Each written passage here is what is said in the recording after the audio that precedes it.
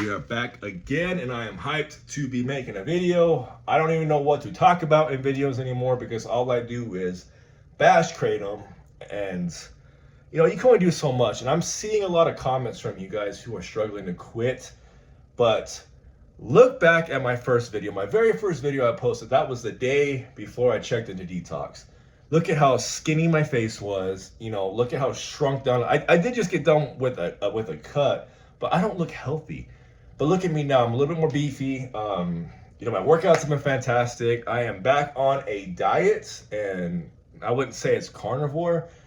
It's an all meat diet, meat and eggs, but it's not carnivore because I still have caffeine and some whey protein in my diet. So I'm not on a carnivore diet, nor do I want to say that I'm on carnivore because I'm not. But I am on an all meat diet. I just have some protein powder, and sometimes I have cheese, and sometimes I take supplements. Like right now, I'm taking Big Noise. When you're carnivore, you cannot do that type of stuff, from my understanding of it. So, and I'm ranting and raving over nothing. Anyway, let's get back to the video. If I could go back and save the money that I had spent on my detox that I went to, because I know not everybody can do that. Luckily, I was in a position that I was able to. But if I could go back, I probably would, because I would go back and save that money, because it was thousands of dollars that I spent on a 5-day period. But I would be honest with my doctor. I want to be clear with this. When I was looking for help prior to detox, I was embarrassed, I was scared, I was nervous to talk to my doctor about what I was going through as far as having an addiction. Because I know Kratom isn't widely known to everybody. It may be widely known to us, me and you who are watching this, but doctors and people in the medical field, not everybody knows what it is. The detox facility I went to luckily did, but your primary or the clinic that you may go to or teledoc may not know, whatever source you use for your medicine.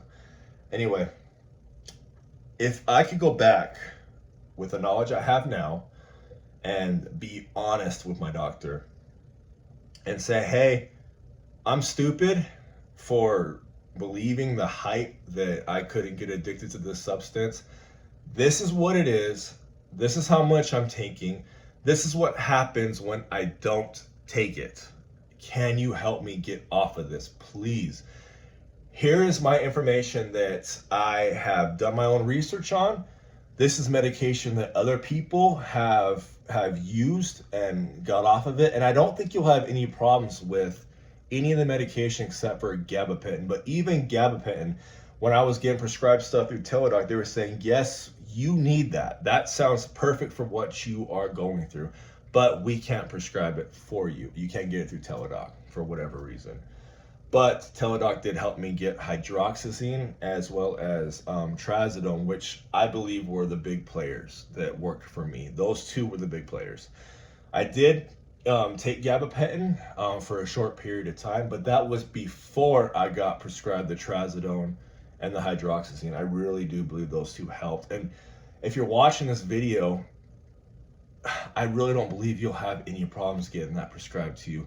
Go talk to your doctor, be honest, be upfront, let them know what's going on, and tell them you want to get off this stuff.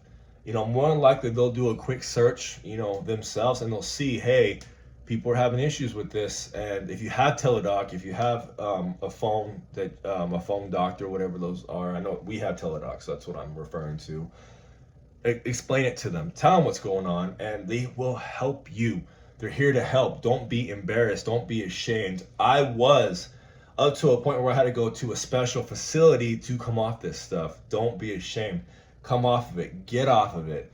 Do your taper. Do whatever you gotta do to come off this shit. It's not worth it. If you don't have a reason to take it, if you are taking it for pain management, I don't know how to help you, because that's an actual reason to take it. When I was taking it, at first, it wasn't for pain. I was trying to, I tried to justify it a little bit because I broke my elbow and yada, yada, yada.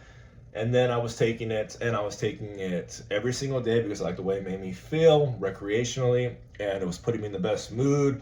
I was productive. Like most of you guys know exactly what I'm talking about when you take Kratom and you get productive. Best mood ever, you're talkative, you're sociable, everything's great. And then before you know it, you're taking twice a day and you're getting great. Now you're taking in the evening time, you're coming home, you're in the best mood, you're playing with the kids, you're having fun with the wife, you're watching TV, everything is great, you're sleeping amazing.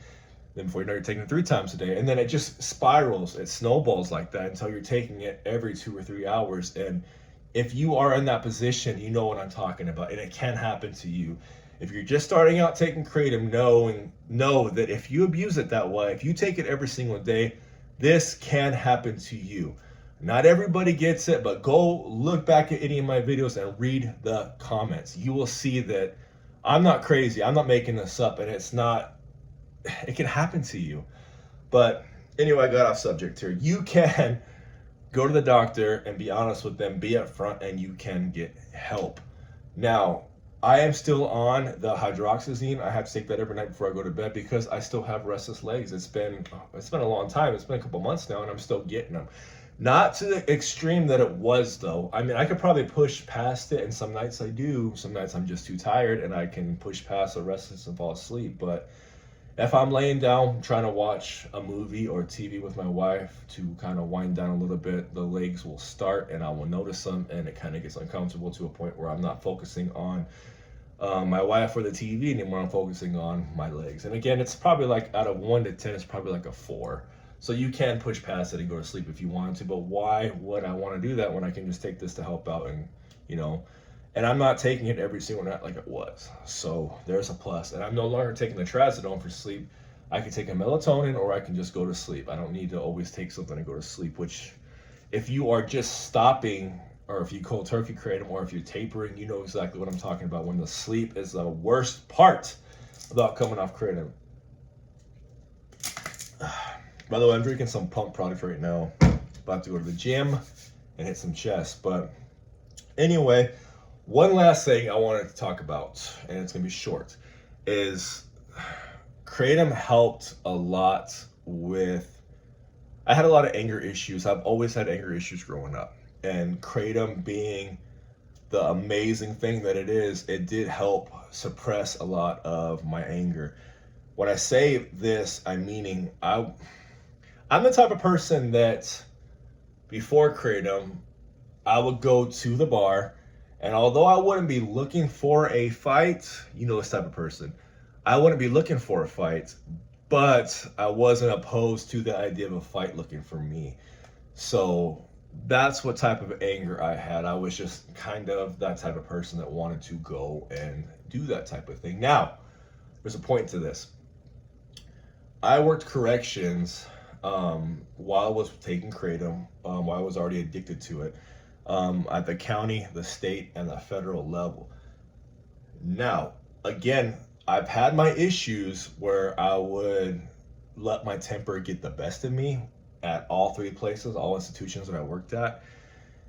But I am very, very, very glad that I was taking Kratom during that time, because I feel like my temper, being as bad as it was prior to Kratom, if I would have done corrections with that temper, I would have got my ass handed to me. So I'm not good at de-escalating situations, but I think I held my own as an officer doing the corrections by not losing it to a point where I'm trying to take on 10 dudes that I know I can't take. That's the old me, and I think that's the me that might come back. God forbid, we're not going to go to a bar anytime soon, and we're not going to drink heavily to where I get to a point where I'm trying to challenge everybody. Because that's not me no more, at least I hope. So answer in the comments, if any of you have been watching this, if you quit Kratom, what do you think Kratom helped you with the most? And honestly, I think that's what it helped me with the most, is my anger. And I don't think I need to seek anger management. I don't think I need to take any type of medication for it.